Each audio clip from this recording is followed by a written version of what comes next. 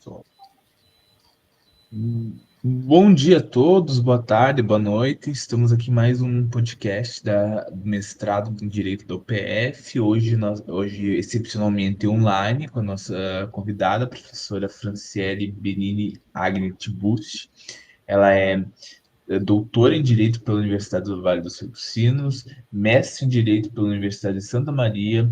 Ela é professora da Universidade de Santa Maria e nós estamos aqui justamente para falar a respeito dos desastres, o direito dos desastres e como esse contexto que hoje está afetando o Rio Grande do Sul, as chuvas, caso o espectador esteja nos assistindo muito tempo depois, as chuvas que atingiram aqui o Rio Grande do Sul no mês de maio de 2024 e como isso reflete no direito.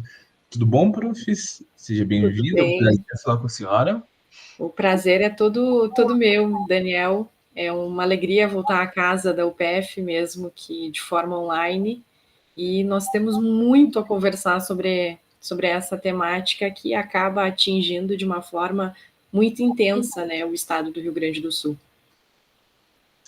Não, perfeito, prof. Mas então, para começar, vamos falar um pouquinho sobre a sua tese. A sua tese de doutorado, ela fala sobre as vidas deslocadas por eventos extremos e toma o caso de Mariana, que ocorreu em 2016, se me lembro bem, como estudo de caso, correto? Isso, Mariana, a gente, né, eu deixei aqui separadinho para ir conversando, né, com você.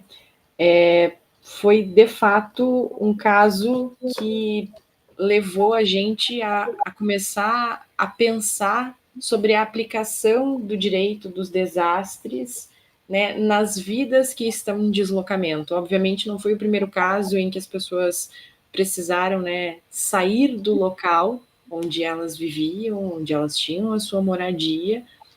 E Mariana não foi de fato afetada, né? A gente usa Mariana porque era o município, mas quem foi afetado foram as três regiões, né? Paracatu de Baixo, Gesteira e Bento Rodrigues. Então, esses distritos de Mariana foram duramente afetados, né, pela lama da barragem de Fundão. Então, aqui ocorreu em novembro de 2015, deixou aí 19 vidas e muitos deslocados. Talvez tenha sido, até aquele momento, um dos maiores desastres que nós tivemos relacionados a barragens de rejeitos.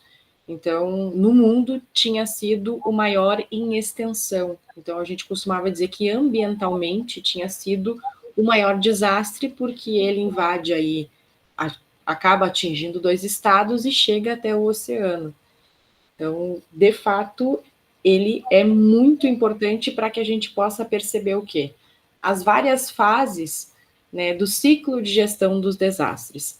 Na tese, eu acabo desenvolvendo, o professor Daniel Farber tem o ciclo de gestão, né, dos desastres, que é utilizado pelo professor Delton Winter de Carvalho, e eu vou alterar um pouquinho o nome, vou chamar de ciclo de gestão socioambiental dos desastres.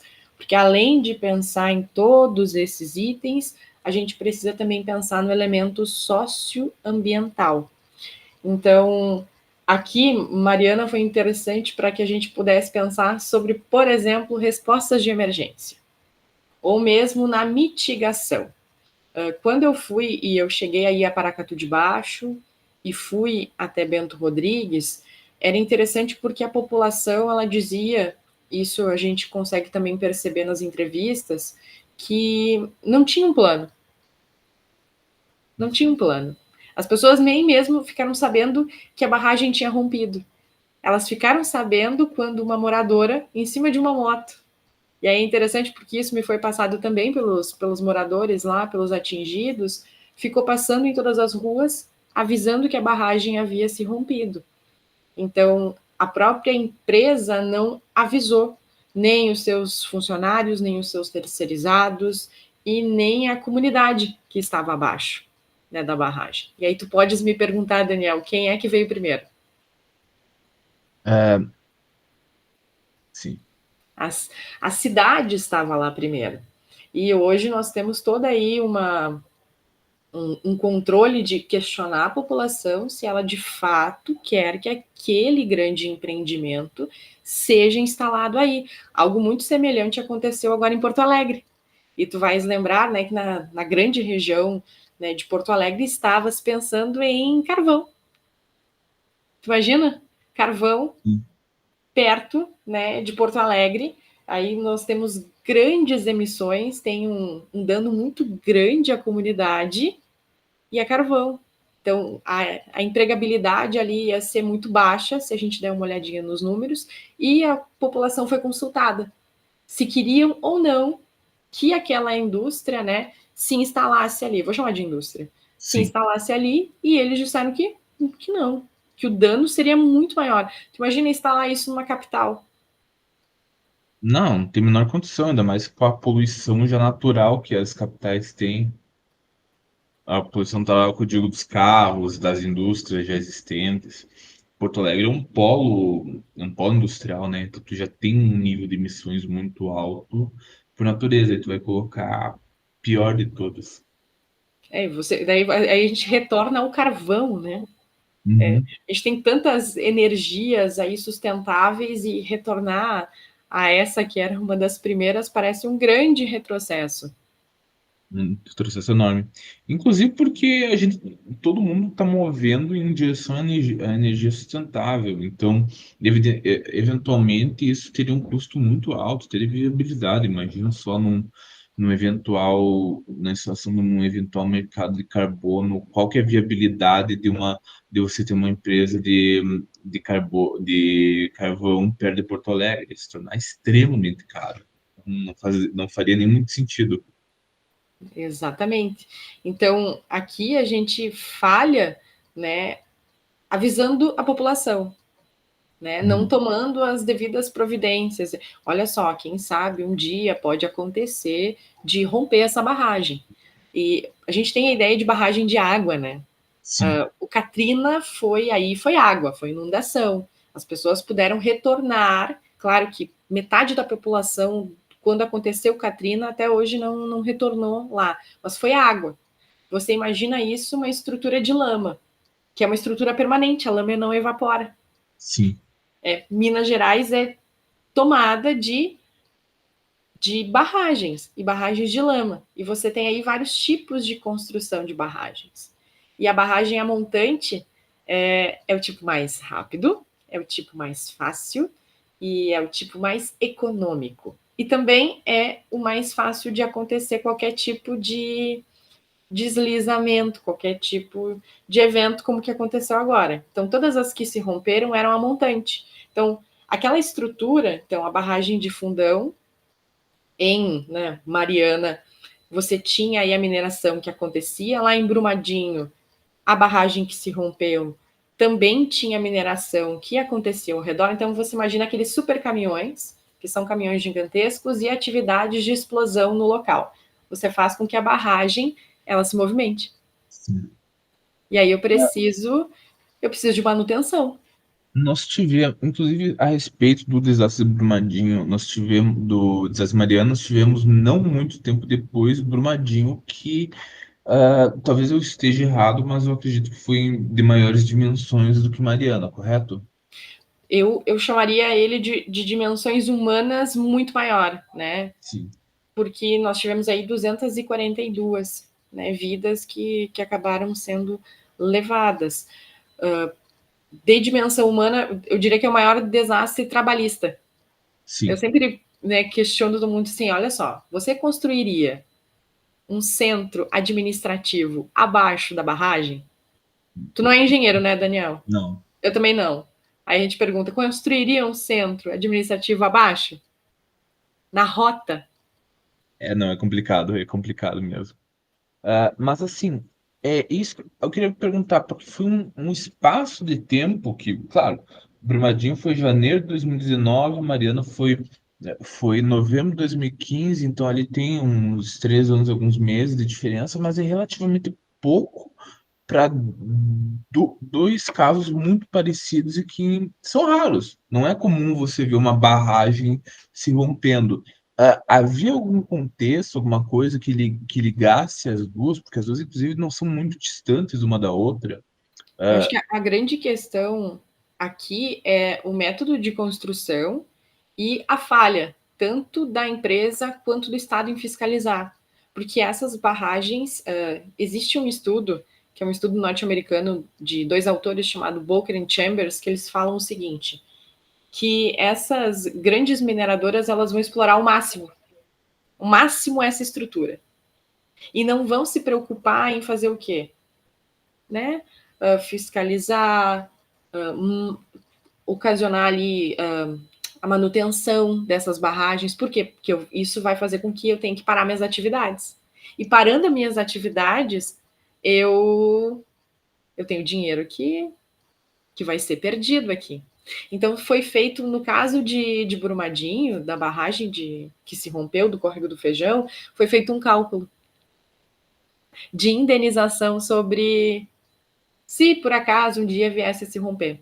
Valia muito mais a pena pagar continuar. as indenizações do que parar as atividades. E é interessante se você pensar do ponto de vista financeiro. Será que Brumadinho, a cidade, será que Mariana, a cidade, recebiam os incentivos financeiros? Se você olhar Minas Gerais, o PIB dessas cidades é super alto. Você vai dizer, não, são cidades que recebem muitos auxílios, que têm um PIB super alto, devem ser super desenvolvidas. E não são cidades que recebem esse desenvolvimento.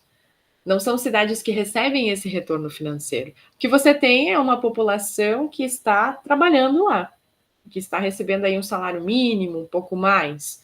Então, é uma população que trabalha nessas mineradoras, mas o incentivo, o desenvolvimento das cidades, ele não é visto. Então, o que acontece? O dinheiro ele é encaminhado para fora, né, nessas grandes transnacionais, e o que fica, né, para o país, o que fica para essas comunidades é de fato as consequências da mineração, que elas são muitas. E aí tu poderia me dizer, tá, mas não tem um outro método extrair o minério sem utilizar água? Porque água, a gente tem aí uma escassez muito grande de água, assim, no mundo, apesar da gente. Contamina a água quase que permanentemente, né? E aí, existe um método? Tem. Lá no Pará, a gente acabou tendo um compédio no Pará e muito se falava sobre isso, né? Sobre, bom, como extrair minério sem utilização de água. Existe? Existe.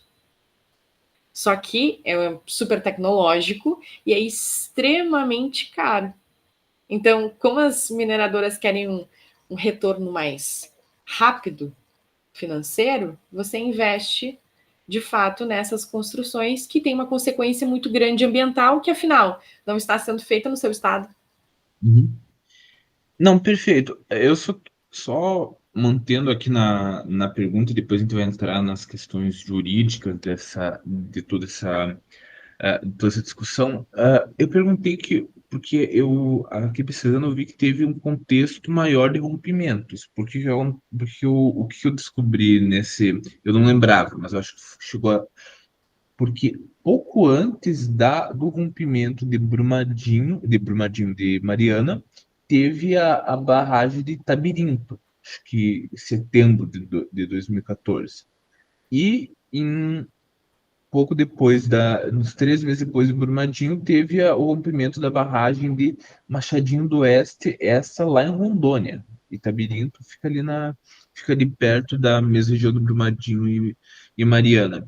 Ah, o que está. O contexto ali estava bem claro, a senhora deixou bem claro o que estava acontecendo antes. Mas e depois, o que foi feito para que essas coisas não se repetissem mais? O que Essas está sendo feito? barragens, elas continuam, muitas continuam em alerta, né? Porque são barragens que foram construídas no método montante. A gente costuma dizer no direito dos desastres que é preciso acontecer algo, principalmente aqui no Brasil. A gente precisa ter algo que aconteça e que seja realmente grandioso para que você pense em prevenção.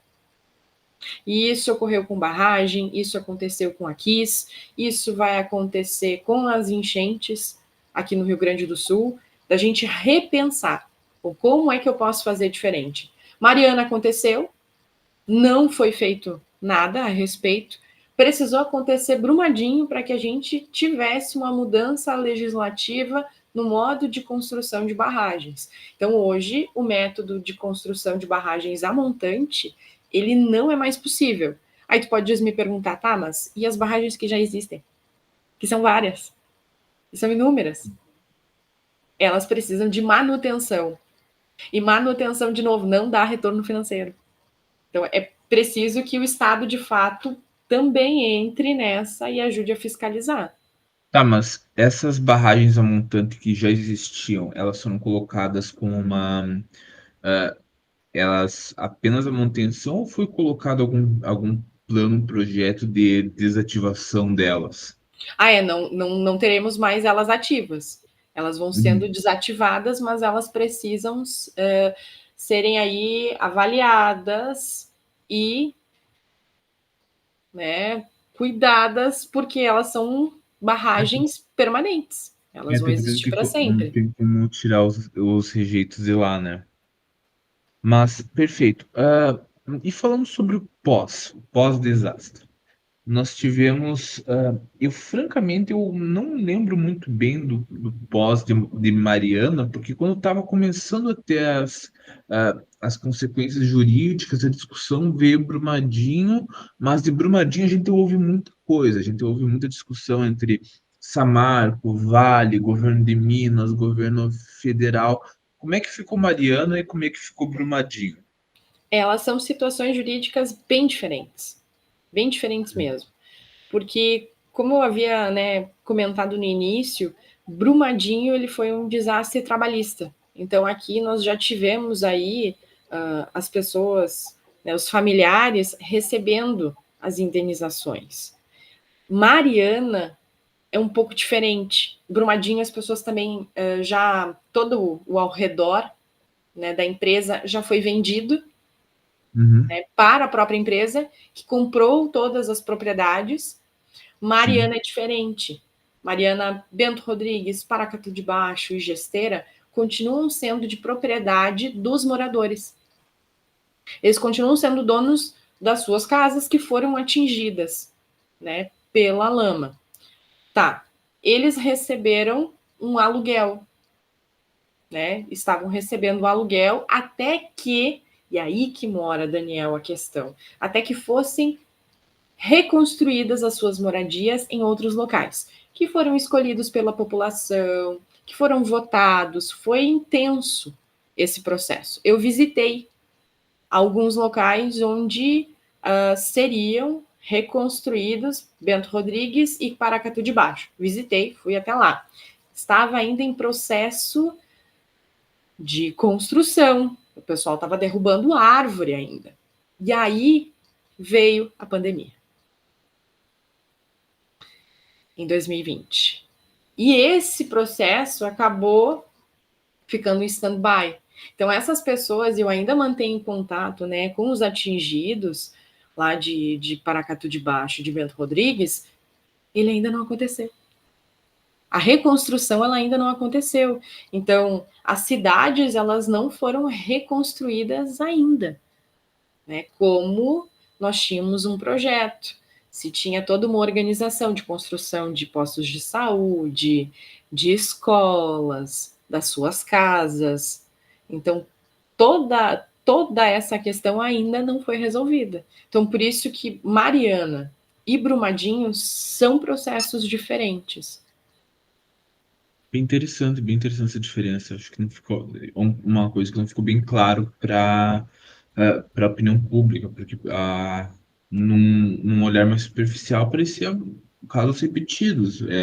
Uma barragem que estoura e faz um dano ambiental gigantesco. É interessante perceber essas nuances, essas diferenças. Mas aqui, uma coisa que eu achei muito interessante nisso é o cálculo econômico dos desastres que a empresa fez. Então a Samarco, a Vale, eu acho que foi Samarco, correto? que ela calculou que havia então um preço a se pagar pelas indenizações por um desastre. Então, já que no caso era mais vantajoso economicamente se manter explorando. Foi posto em consideração durante as discussões essa questão?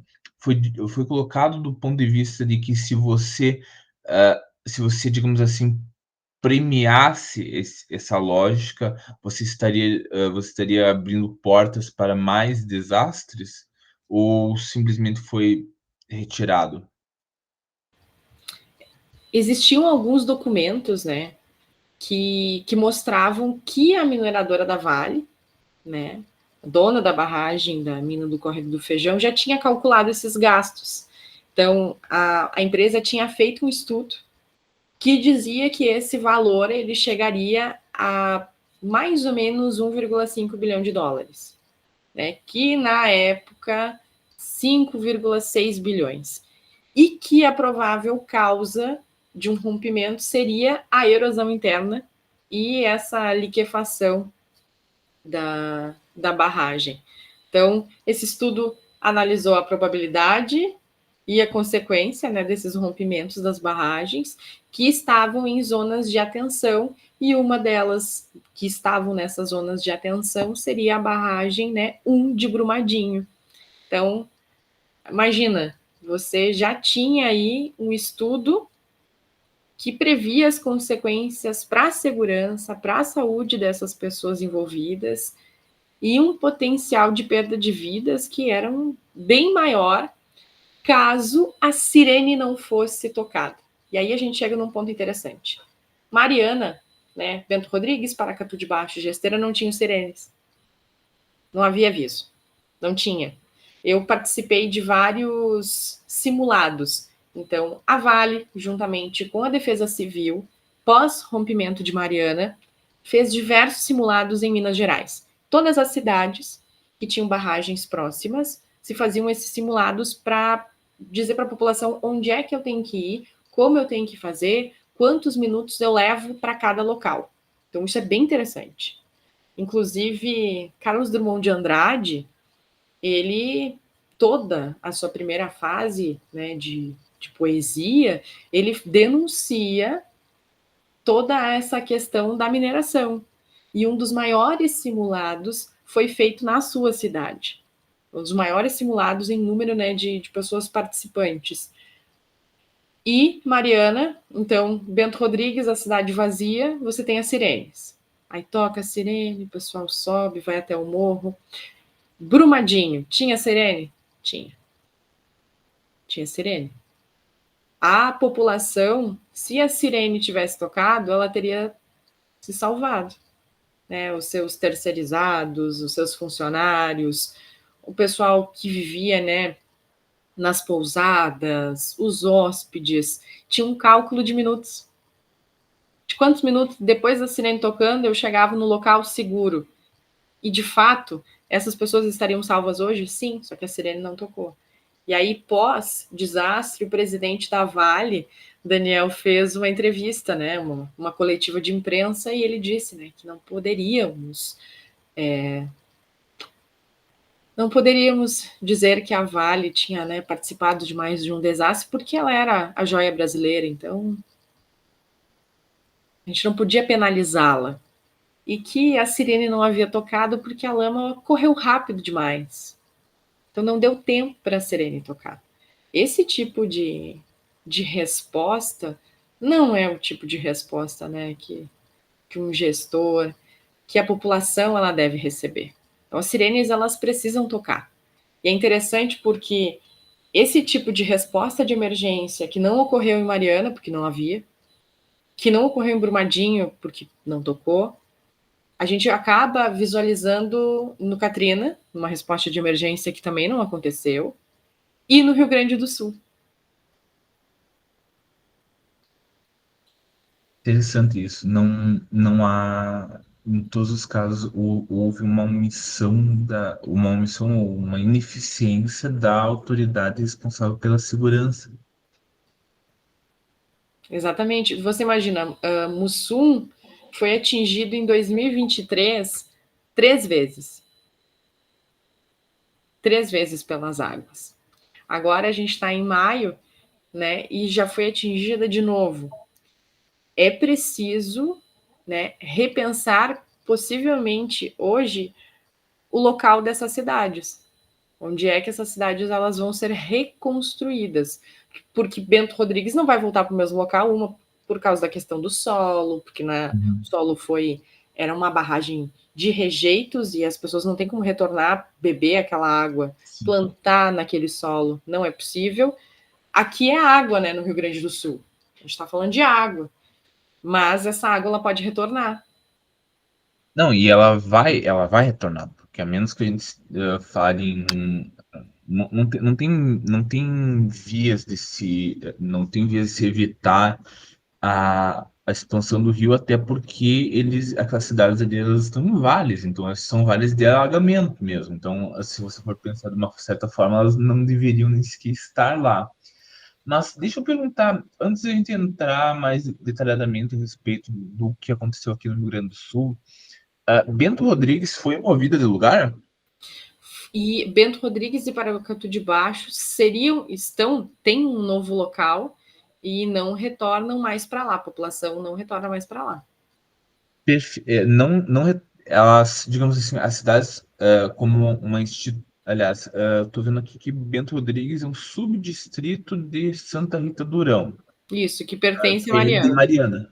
Mariana. E no caso, não, eles não são cidades administrativamente falando, né? Então são apenas localidades. Mas nós temos algum registro de localidades, cidades que foram movidas por razão de questões climáticas ou por algum outro motivo? Eu estava dando uma pesquisada durante essa semana, né, para compreender se o Rio Grande do Sul seguiria uma lógica aqui dentro do Brasil. Aparentemente, Alagoas teve uma cidade que sofreu com grandes inundações e que deveria ser reconstruída em outra localidade. Então, isso não somente, né, relacionado a barragens e rejeitos, mas também de enchentes. Vamos pensar, tivemos aí no Rio de Janeiro, algum tempo atrás, um dos maiores desastres, né, que acabou com 900 vidas perdidas. Se não me engano, foi em Niterói. Então, Da, ali, da Serra? isso. Ah, sim. E as pessoas, obviamente, não podem retornar àquela localidade. Uhum. É claro, a questão ali, por que eu pergunto isso? Porque isso também me despertou interesse, pensando aqui, ok, nós temos que tirar Roca Salles e tirar Mussum daqueles locais, porque são áreas de alagamento, e não tem, você vai reconstruir agora Roca Salles para daqui a pouco você ir lá em setembro desse ano ter que fazer tudo de novo, mais e das mais bens materiais perdidos.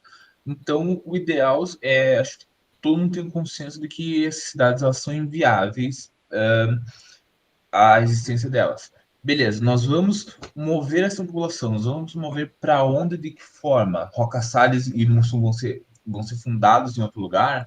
Que local? Essas cidades, né? Isso eu estava escutando alguns prefeitos em algumas lives, né? E tem um estudo muito interessante que também foi e está sendo feito, né, pela Universidade Federal, né, a URGS.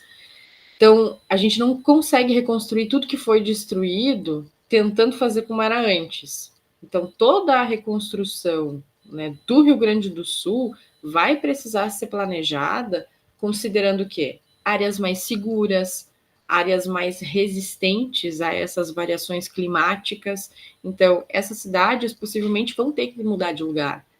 Então, eu vou afastar essas infraestruturas urbanas de ambientes de maior risco, que são áreas mais baixas, que são áreas úmidas, áreas planas, encostas de morro, margens de rios, as cidades que estão dentro de vale, né? As cidades que estão dentro de vale são áreas que são sujeitas, né, a receber grandes cargas de água, né, em desastres como esse. E aí você reconstrói essa cidade dentro do vale e esses eventos climáticos, ao que se está mostrando, eles vão se repetir. Né? A gente estava falando de Mussum, de Roca Salles. Mussum foi afetada pelas inundações mais de 3 vezes durante 2023. Então, vitimou muitas pessoas. Então, na primeira vez, ela vitimou 16 pessoas. Da segunda vez, ela vitimou 53. Em novembro do ano passado, né, tivemos aí muitas pessoas afetadas. Então, Lajeado também já havia ocorrido tanto em 2022 quanto 2023. E esse plano de reconstrução, ele precisa vir com um plano de adaptação às mudanças climáticas. É interessante, Daniel, que a gente não tem isso aqui no Rio Grande do Sul. Salvador foi a primeira, eu estava falando sobre isso na pandemia. Salvador foi a primeira cidade do Brasil a ter um plano de mitigação e adaptação às mudanças do clima de Salvador. Porque Salvador tinha sofrido, né, com chuvas, com enchentes, e acabou aplicando esse plano de mitigação, né, e adaptação às mudanças do clima em Salvador, que é bem interessante. Né? Ele tem aí 57 normativas e a ideia é que vá, né, de 2020 até 2049, todo esse plano de ação climática. E esse plano de ação ele já é tomando em conta o pior cenário possível, a grande ameaça que as cidades sofrem. Eu imagino que Salvador, eu não sei Salvador, mas eu acho que talvez, não sei se a preocupação deles é o mar ou é as encostas que tem lá. Não conheço muito bem Salvador.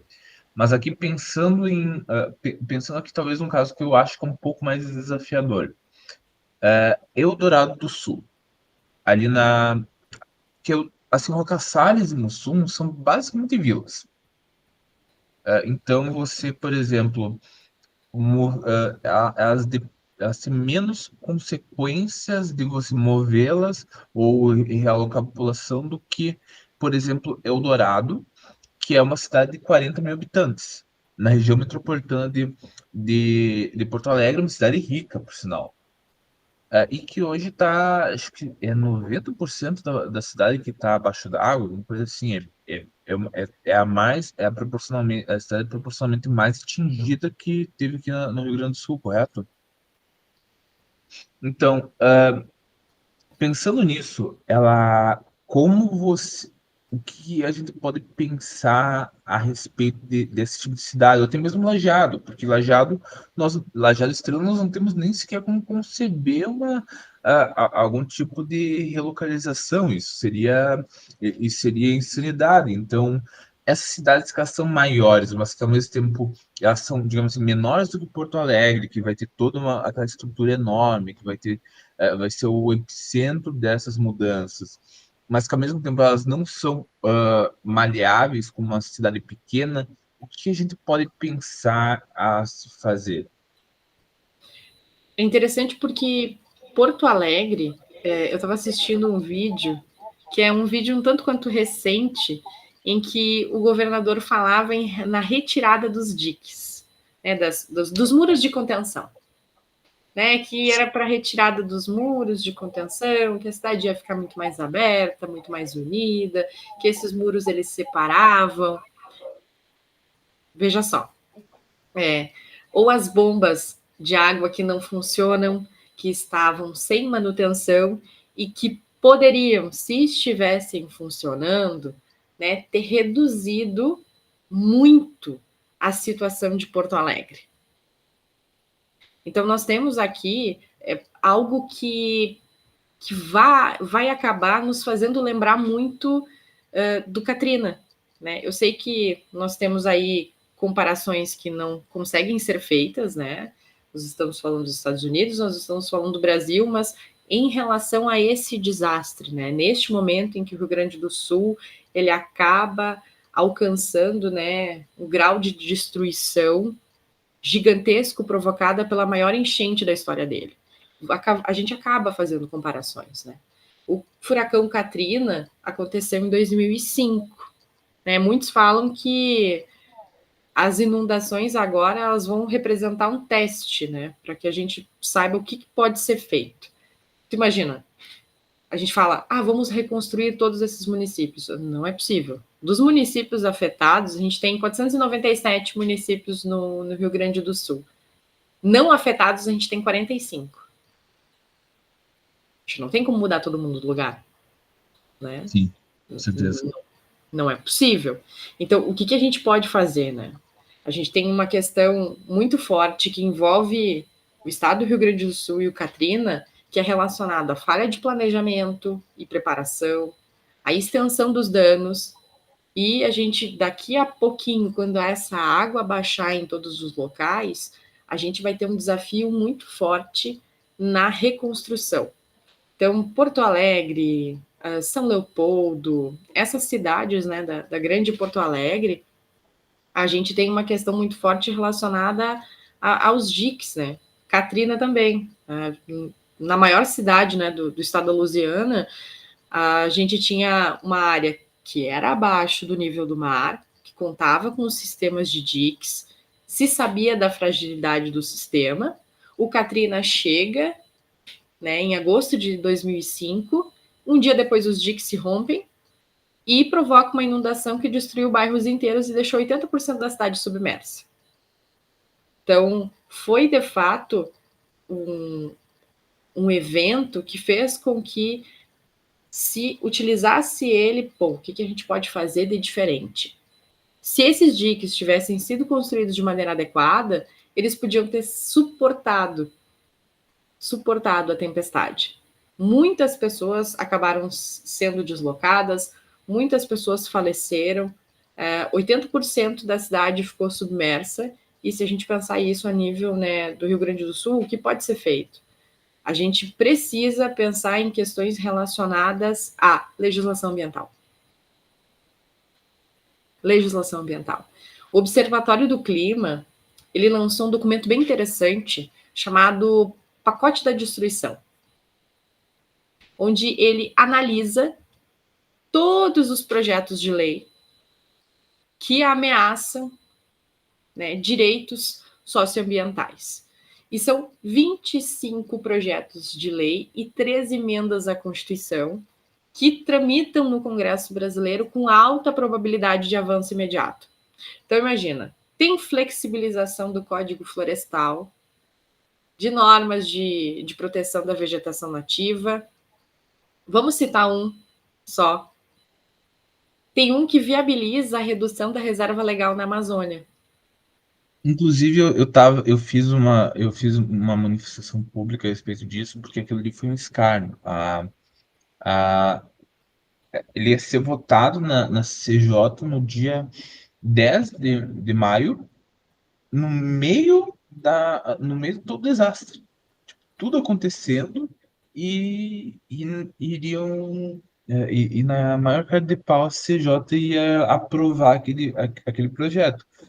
Eu acho que teve alguém ali, o Departamento do Bom Senso, bateu ali e disse, ó, corta isso, sabe? Mas não quer dizer que o projeto não vai ser aprovado. Só estou esperando o momento mais adequado. Que a nossa questão é garantir que esse momento não chegue, não aconteça mais. E o terrível ali também foi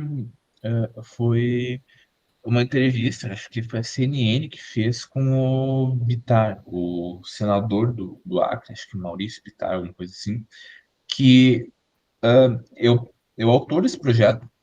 E ele pergunta, mas pera lá, senador, mas nós estamos no meio do desastre do Rio Grande do Sul, que é causado pelas mudanças climáticas, e você quer nos matar mais ainda? Não acha que isso não faz um pouco de sentido?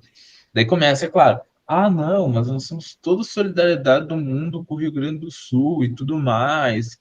mas tem que pensar que isso vai garantir uma possibilidade de desenvolvimento muito grande para os estados do norte, e daí, no final, ele ainda termina dizendo que, mas essas mudanças climáticas, todo mundo sabe que não tem nenhuma relação com a ação humana, isso é uma conspiração.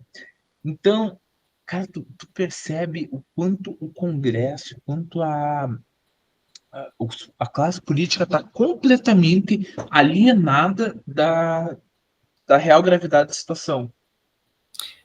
Quando você. Eu vi o Marcelo Canelas ontem postou trechos de conversas com deputados e senadores, e eles diziam: essa questão climática é coisa de ambientaloides e esquerdopatas, né?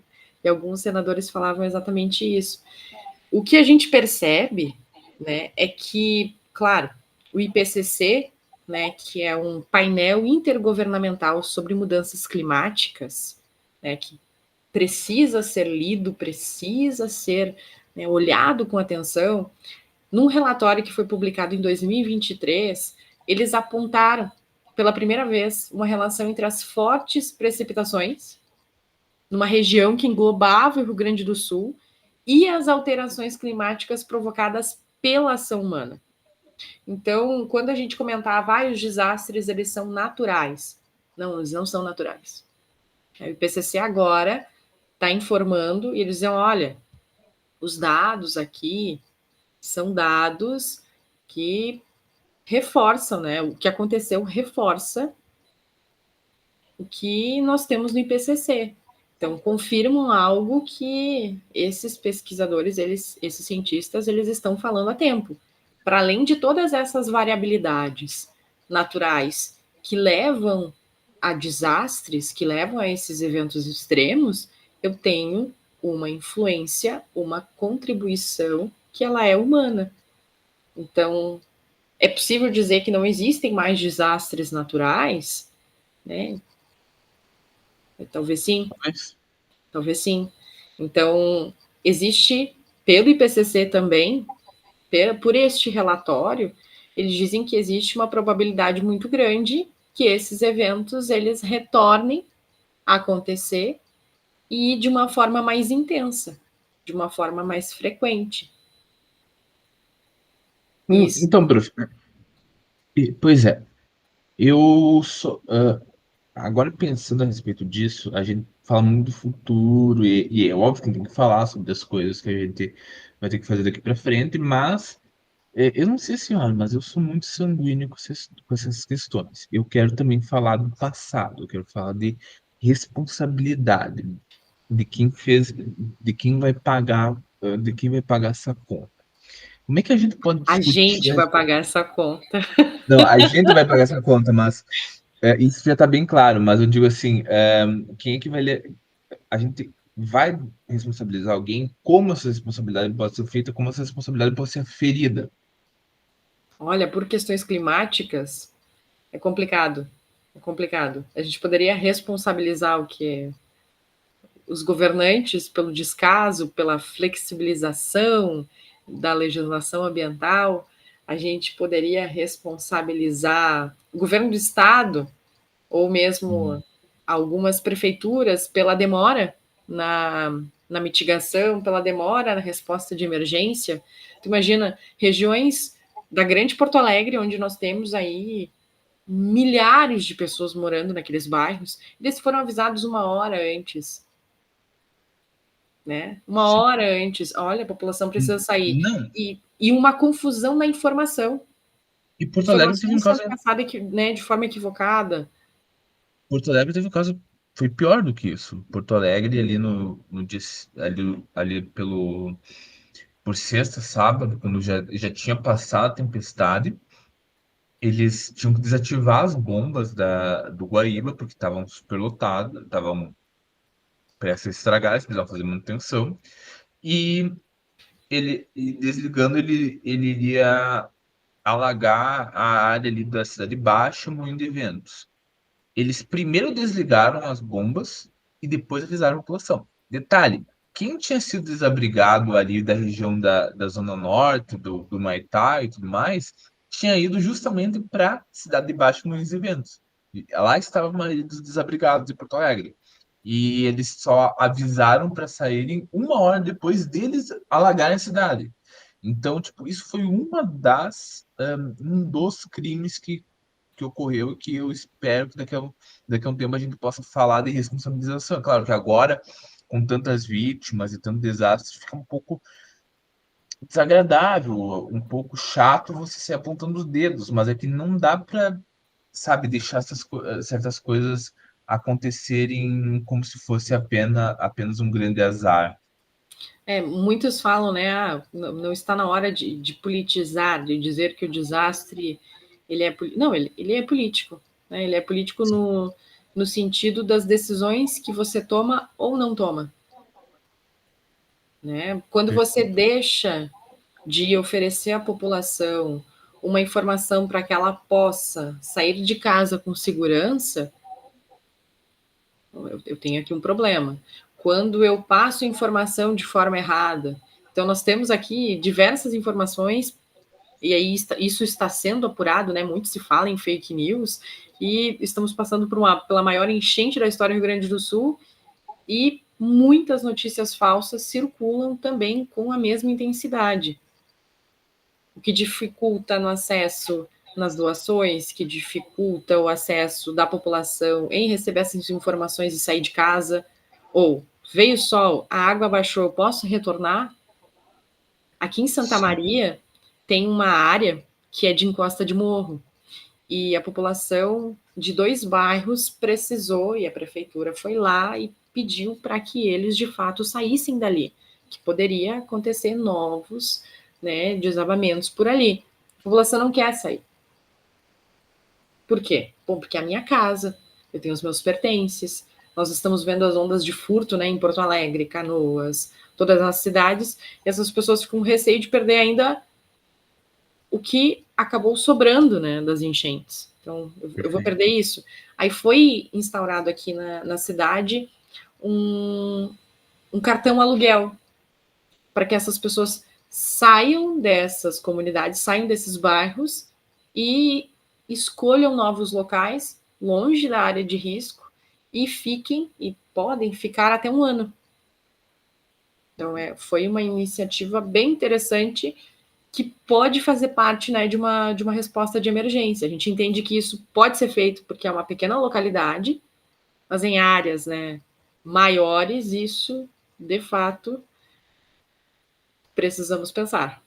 A questão da responsabilização, eu sempre, tudo bem que ela é um pouco mais ampla do que a questão dos desastres, mas ela tem uma relação direta. Me fascina muito e eu acompanho de perto dois processos que estão acontecendo nos Estados Unidos contra a ExxonMobil. Não sei se a senhora está a respeito da questão a questão do negacionismo climático, que eles tinham uma pesquisa lá dos anos 70 provando que o aquecimento global era real e que era causado pelos combustíveis fósseis. Os caras jogaram para debaixo do tapete e começaram a financiar um monte de negacionistas do clima. E hoje os estados estão processando a empresa e eu fico perguntando se isso talvez é um tipo de maneira de responsabilização que a gente pode trazer aqui para a nossa situação. Se talvez a gente tem que começar a olhar para quem, por exemplo, voltando ali para o caso de Mariana, para quem fez o cálculo De econômico das Brumadinho. vidas humanas, com Brumadinho, para quem lucrou com a devastação da floresta amazônica, esse tipo de coisa. Será que a gente não tem que não tem que pensar numa responsabilização um pouco mais retroativa a respeito do que está acontecendo aqui no Brasil? Nós tivemos a primeira ação climática, e aí eu não quero entrar muito nessa questão, porque eu precisaria do número, precisaria dela para a gente poder conversar, foi proposta pelo escritório, né, do professor Delton, em conjunto com o Instituto de Estudos Amazônicos. Então, é a Uhum. primeira que a gente tem aqui no Brasil. É claro que quando a gente compara aos Estados Unidos, por exemplo, questões que envolvem a utilização do agrotóxico e os danos que eles ocasionam à saúde humana, lá a gente consegue comprovar um nexo de causalidade. E nós Sim. temos ações bilionárias. Bilionárias. No Brasil, nós tivemos aí, se não me engano, nós temos 2 ações. Tem uma que é aqui de Santa Maria, que fala sobre o nexo de causalidade. Então, são poucas as ações e elas não são bilionárias. Né? Elas envolvem 20 mil, 15 mil reais, né? Dependendo do local onde você se encontrava. Então, por aqui é muito mais difícil você comprovar essa questão do nexo, né, de causalidade. Sim. Mas essa litigância climática, ela surge e está acontecendo no Brasil, e eu poderia dizer que começa por aqui com o Instituto de Estudos Amazônicos, né, uma ação proposta pelo professor Delton Vinter de Carvalho. Inclusive, eu fiz um artigo que agora eu vou submeter ele ao Comped sobre litigância climática, que eu fiz uma análise um pouco mais superficial sobre casos importantes. Eu trouxe essa questão do caso da Exxon, o caso lá de Montana, sobre a poluição e a exploração de minérios, que houve uma ação coletiva dentro do ordenamento jurídico deles, que aquilo ali estava afetando o futuro das novas gerações. Teve também, eu também trouxe aqui, eu lembro de cabeça, a questão aqui no Rio Grande do Sul, que tem uma ação ocorrendo, e também eu falei a respeito de uma outra que é um pouco mais, que não é exatamente essa que são os desastres, mas que tem um pouco a ver, que é sobre o uso de áreas federais que eu uso de áreas federais para extração de créditos de carbono. E isso, por que eu cito isso? Porque isso também é uma questão que eu acho que a gente tem que discutir em algum momento, que é o ponto de vista do greenwashing, que é, ok, nós estamos no meio de uma crise climática. Todo mundo, assim, ninguém que é sério tá dando de ombros para isso. Todo mundo quer mostrar que está fazendo, que está fazendo, que está fazendo. Só que tem um monte de empresas, um monte de poluidores que estão fazendo, que estão fingindo que estão fazendo tudo, mas que na verdade não estão fazendo nada. É que a efetividade das ações climáticas, das ações contra o aquecimento global desses agentes são mínimas para não dizer inexistentes. Eu não sei qual é o pensamento da senhora, mas acho que também a gente tem que começar a trazer à baila a questão de mais do que se está fazendo ou não está fazendo, mas também o que está fazendo. Exatamente, exatamente. Eu acho que toda essa questão da responsabilização civil e até mesmo a questão dos crimes ambientais dentro do direito ambiental é um assunto que é tratado sempre com muita complexidade, né? Se a gente analisar a questão das multas que são aplicadas às grandes transnacionais, você percebe que isso muitas vezes acaba virando um princípio, né, do pagador poluidor. Sim. Então, eu, eu poluo, mas eu pago, né, porque todo o retorno financeiro que eu tenho com essa atividade, ele é muito maior do que a multa que eu efetivamente terei que pagar por exercer essa atividade. Não, isso é uma coisa bem interessante a respeito da discussão sobre o poluidor pagador e tudo mais. Mas, falando agora, digamos, voltando o escopo para o Rio Grande do Sul, e entrando mais numa questão técnica, bem jurídica. A partir de agora, quais são os passos, quais são o tipo de ação, os tipos de questionamentos que a gente vai ver juridicamente, principalmente por parte das vítimas diretas desses desastres? Acho que as principais reivindicações são de que forma e como e onde essas pessoas elas vão reconstruir, no caso, essas casas, de quem elas vão receber, então quais são os direitos das pessoas atingidas pelos desastres. Ontem eu estava assistindo uma live do presidente da República, onde ele falava sobre o que seria destinado à população atingida, né? A questão da reconstrução, a questão do mobiliário.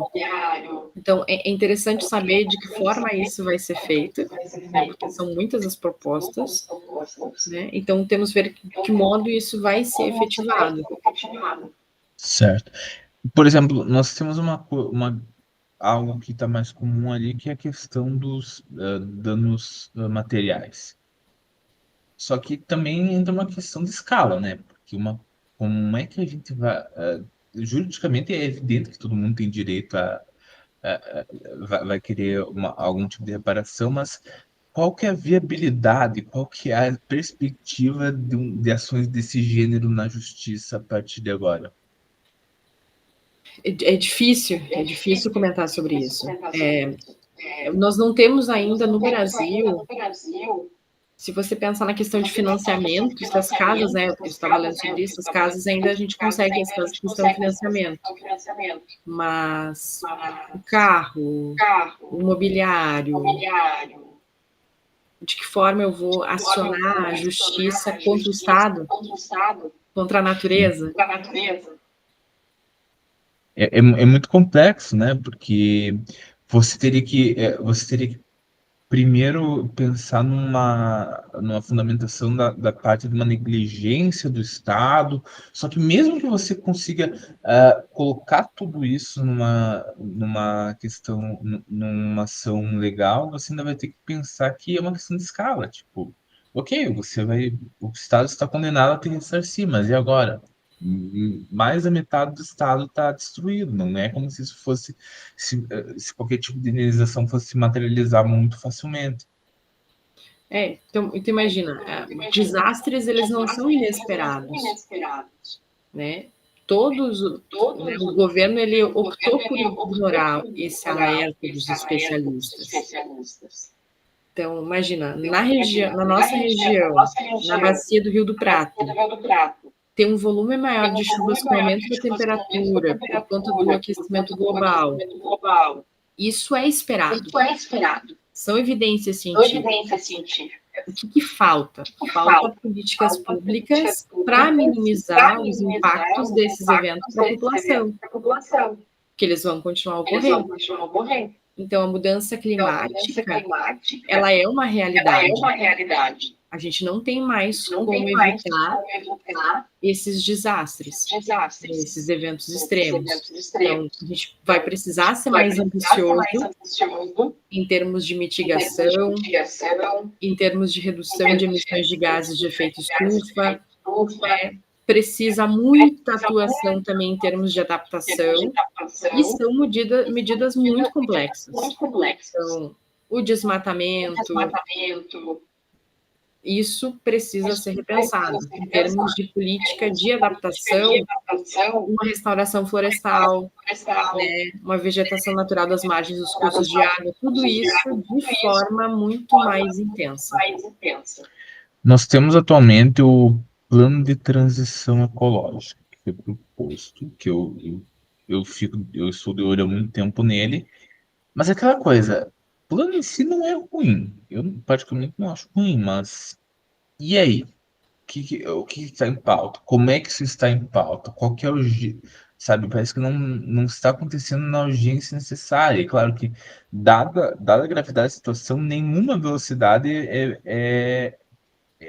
qualquer velocidade que for aplicado vai ser lento demais, mas ainda assim parece que não. Talvez agora, assim, se tu for pensar de um lado mais positivo, talvez isso mude a partir desse desastre.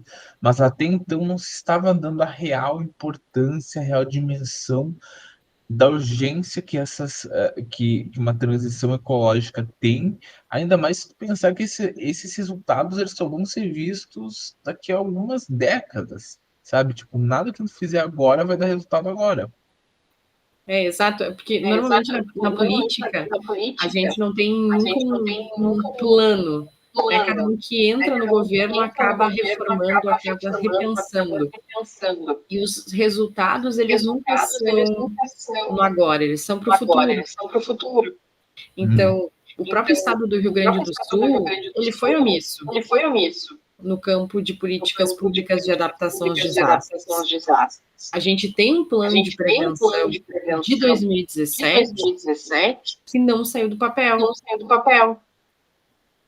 Então, é Perfeito. interessante É falar sobre interessante falar isso sobre isso, e todos esses todos esses impactos impactos de de atuação atuação do do legislativo legislativo acaba acaba impactando. impactando.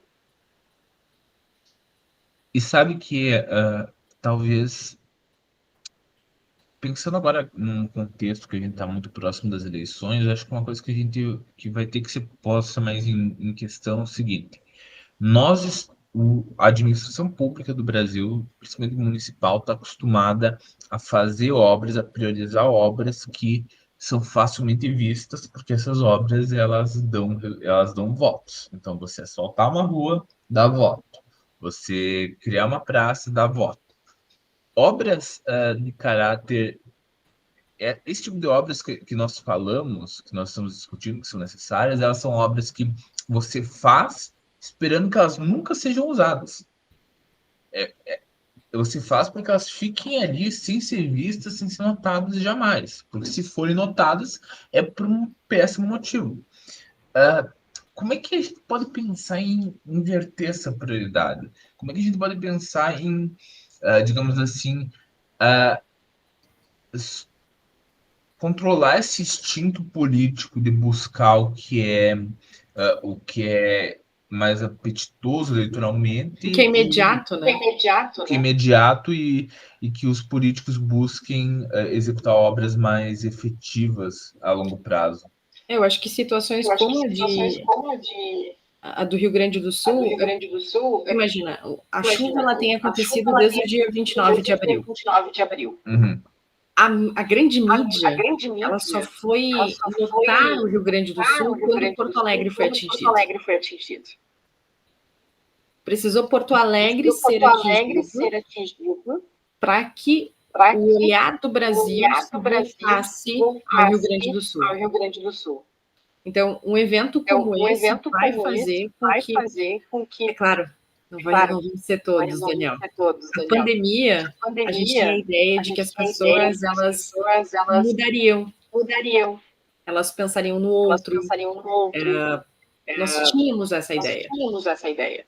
A gente não pode pensar que um Pode evento como pensar que esse um evento como possa fazer esse com possa que fazer com que as pessoas que as ainda pessoas que acham ainda que acham o aquecimento que o global aquecimento global é uma ele é ficção, uma uma ficção, distopia, uma elas vão mudar distopia, de ideia. nós vamos mudar de ideia. uhum. Ah, e a, não, eu percebo claramente a complexidade da situação, mas aqui pensando juridicamente, focando um pouco, voltando mais para o direito, eu tenho um certo desconforto, uma certa curiosidade a respeito de uma questão. Não sei se o senhor se recorda, mas teve recentemente as declarações de estados de coisas inconstitucionais a respeito do sistema carcerário brasileiro, que ali desencadeou uma série de medidas, uma série de exceções legais que permitiram algumas ações mais imediatas dos governos quanto à crise carcerária. Pensando aqui que o direito ao meio ambiente é um direito fundamental, que ele explicita inclusive a questão de deve ser um meio ambiente harmônico, ecologicamente equilibrado. Não, não estaríamos nós pensando, talvez, em estar existindo em um estado de coisas também constitucional quanto ao meio ambiente? É interessante a tua É pergunta, interessante a tua interessante a tua pergunta. pergunta. Interessante a tua pergunta. Nós somos aí um dos Nós temos aí estados um dos estados O Brasil, ele tem Brasil, uma ele tem uma legislação, legislação, apesar da gente apesar sempre, da gente né, sempre, falar contra, falar contra, ele tem uma legislação ele tem uma legislação muito muito forte forte constitucional ambiental. Nós temos lá constitucional o ambiental. Nós temos lá o 225 da 225 Constituição, da Constituição, que é super que é importante, super né? importante. Ele é Ele utilizado é por todos utilizado nós. por todos nós. Eu não sei se sou eu, mas o som tá Não sei se sou voltando eu, mas faz eu um estou tempo. voltando faz um tempo. Eu acho que tá contigo aqui, não tá voltando. É. É. Deixa eu deixar meu microfone fechado, vamos ver se ajuda. Será que volta? Não, não volta. Mas aí você fica com o microfone fechado. Mas Não, daí eu abro quando for falar, eu vou começar a deixar ali. beleza. Então, é interessante porque o 225 ele é utilizado por nós temos ele dentro da Constituição, né, prevê aí um meio ambiente ecologicamente equilibrado, mas de fato, bom, nós temos aí um Estado que prevê muitas coisas, prevê esse estado, né, esse meio ambiente ecologicamente equilibrado, prevê que eu tenho acesso à moradia, alimentos saudáveis, acesso à educação. Como esse Estado efetiva esse tipo de direito e garantia para a sua população? Né, através de políticas públicas. Muito tem se falado agora, né, aqui no Rio Grande do Sul, cadê o papel do Estado? Onde está o Estado? Bom, o Estado, ele está aqui, ele se encontra aqui. Né? Todos os servidores públicos, eles são braços desse Estado. Então, os militares, os servidores públicos, todo mundo que está atuando à frente faz parte desse braço do Estado. Acontece que é praticamente o Estado inteiro. São 457 cidades. Né? Você conseguir atender a todas essas demandas sem ter um plano para atender essas demandas, porque não existe plano nenhum, esses planos eles foram construídos no meio do caminho, fica realmente muito complicado.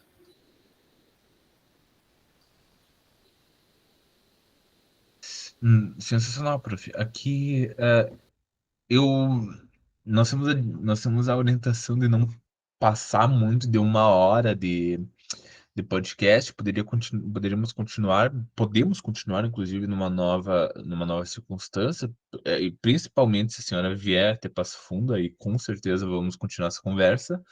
Mas aqui, então, eu vou partir para o encerramento. Eu queria que, para encerrarmos, a senhora talvez deixasse um recado final, algum tipo de indicação para quem se interessar mais a respeito do assunto.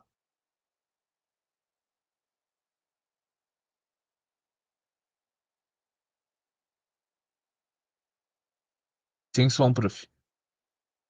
Não estou ouvindo. Eu queria te agradecer, Daniel, pelo convite em fazer parte, né, do podcast, ao professor Liton, ao PPG, né, da UPF.